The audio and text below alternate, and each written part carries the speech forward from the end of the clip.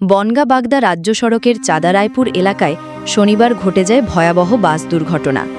দীর্ঘদিন ধরেই রাস্তার বেহাল অবস্থার অভিযোগ উঠছিল, কিন্তু এবার দুর্ঘটনার পর রাস্তায় বাস অটো চলাচল পুরোপুরি বন্ধ।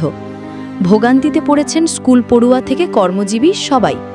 চালকদের দাবি, দ্রুত রাস্তা সংস্কার না হলে তারা আর এই পথে বাস চালাবেন না।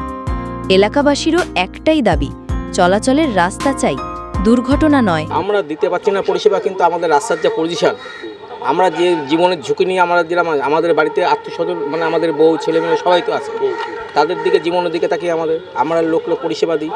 এবার আমরা ড্রাইভার, আমাদের গাড়িতে মিনিমাম ধরুন 50-60 জন লোক থাকে, সেই রিস্ক নিয়ে আমরা রাস্তায় চলি, কিন্তু রাস্তার যে বেহাল অবস্থা, গাড়ি চালানোর মতন সেরকম পরিস্থিতি নেই।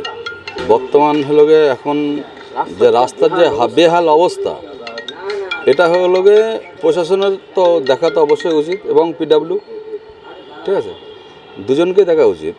আমরা ডেপুটেশন যেটা জমা দিয়েছি তাতে কতটা হলো কার্যকর হবে জানি না,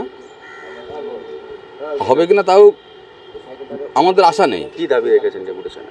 ডেপুটেশনে রেখেছি যে আমাদের রাস্তার বেহাল অবস্থা, রাস্তাটা যদি যাতে দ্রুত হলো গে রাস্তাটা ঠিক হয়, সেই দাবি। অপেক্ষা করছিলাম, বাস তো যাচ্ছে না, এদিকে অটো যাচ্ছে না, টোটো বলছে 100 টাকার নিচে যাবে না, হেলেঞ্চা বাস যাচ্ছে না। আমাদের ওখানে অ্যাক্সিডেন্ট হয়েছে সামনে, রাস্তার অবস্থা খুবই খারাপ, ওই জন্য অ্যাক্সিডেন্ট হয়েছিল বলে আপাতত বাস বন্ধ আছে, ওই জন্য আজকে দাঁড়িয়ে আছে। প্রত্যেকবারই বর্ষার সময় এই পরিস্থিতি হয়, ঠিক আছে, বাস চলছে না, যাওয়ার অসুবিধা, টোটো, তারপরে অটোয় ভাড়া বেড়েছে।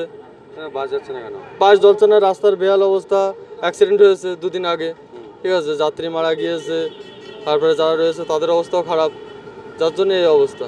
বাস চলছে না, এখন যাবো কী করে সেটাই তো চিন্তা।